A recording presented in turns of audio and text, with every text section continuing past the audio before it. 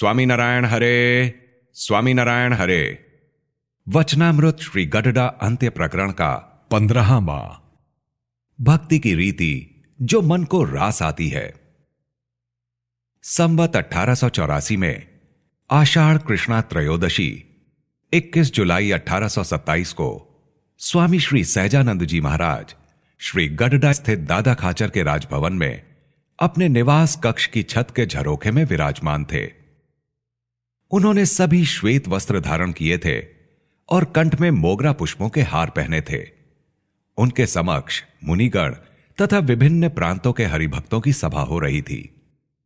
तब श्रीजी महाराज ने मुक्तानंद स्वामी से कहा कि आज तो हमने अपने रसोइया हरिभक्त से बहुत बातें की। उस समय मुक्तानंद स्वामी ने पूछा कि हे महाराज, आपने उनसे कौन सी बातें कहीं? तब श्रीजी महाराज बोले कि बात तो इस प्रकार की कि भगवत भक्त जब भगवान की मानसी पूजा अथवा ध्यान के लिए बैठता है, उस समय उसके मन में वही स्मृतियां उभर आती हैं कि जब उसकी आत्मा अशुभ देश कालादि के योग से पंच विषय अथवा काम, क्रोध, लोभादि द्वारा पराजित हुई हो। जैसे कोई शूरवीर सैनिक संग्राम में जख्मी होने के कारण घर वापस लौटता है तथा खाट पर विश्राम भी लेता है, किंतु उसको घावों की पीड़ा तब तक दूर नहीं होती और नींद भी तब तक नहीं आती जब तक उसके घावों पर लगाई गई दवाइयां और पट्टियां उसे रास नहीं आती। जब रोगी को दवाइयां रास आ जाती हैं, तब उसे आराम मिल जाता है और घावों से होने वाली पीड़ा मिट जाती है और नींद भी आती है। उसी तरह अशुभ देश, काल, संग और क्रिया के योग से आत्मा पर पंच विषयों के घाव लग चुके हैं।